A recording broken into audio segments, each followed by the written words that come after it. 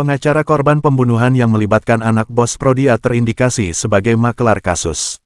Oleh Wilson Lalengke, Jakarta, oknum pengacara keluarga korban pembunuhan yang melibatkan anak bos Prodia, Advokat Tony, SH, terindikasi berperan sebagai makelar kasus yang mengatur penerimaan uang damai dari keluarga tersangka kepada keluarga korban, dengan bukti adanya penyerahan uang 300 juta rupiah kepada keluarga korban disertai penandatanganan surat perjanjian perdamaian. Diketahui bahwa surat perjanjian itu dikonsep oleh Tony bersama timnya dan ditandatangani di depan advokat yang berkantor di lantai 2 gedung Dewan Pers, Jakarta Pusat itu. Salah satu klausul dalam perjanjian perdamaian tersebut adalah bahwa kedua belah pihak setuju kasus pembunuhan ini tidak dilanjutkan. Hal tersebut terungkap dalam sebuah acara televisi swasta nasional bertajuk Main Suap di Kasus Pembunuhan, Selasa malam, tanggal 4 Februari tahun 2025.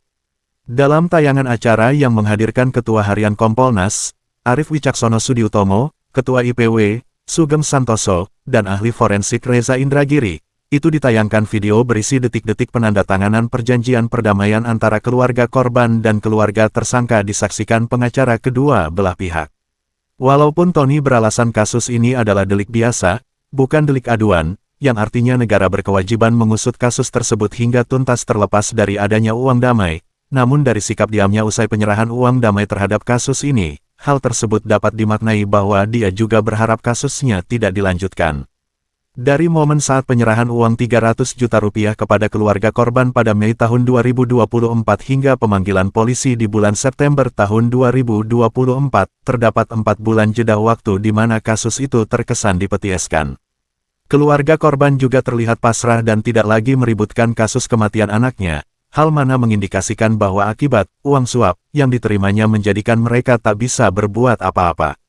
Kasus ini akhirnya mencuat ke publik setelah diviralkan tentang dugaan pemerasan miliaran rupiah oleh oknum mantan Kasat Reskrim Jakarta Selatan, AKBP Bintoro.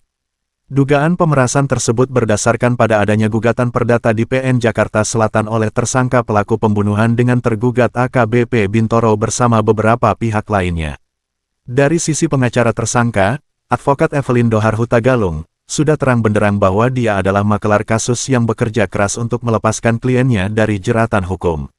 Hal tersebut dapat dimaklumi, tapi tidak boleh dibiarkan. Pengacara model begini harus diproses hukum dan disanksi berat, yakni 2 kali lebih berat dari hukuman bagi masyarakat umum yang melakukan pelanggaran pidana yang sama. Advokat Tony, SH semestinya tidak boleh dibiarkan lepas tangan dari sengkarut hukum transaksional yang melingkupi kasus pembunuhan anak manusia yang terjadi. Tony harus diproses hukum sebagaimana halnya pengacara tersangka, Advokat Evelyn, atas sangkaan melakukan praktek makelar kasus. Minimal yang bersangkutan harus diproses kode etik advokat oleh organisasi advokat yang menaunginya.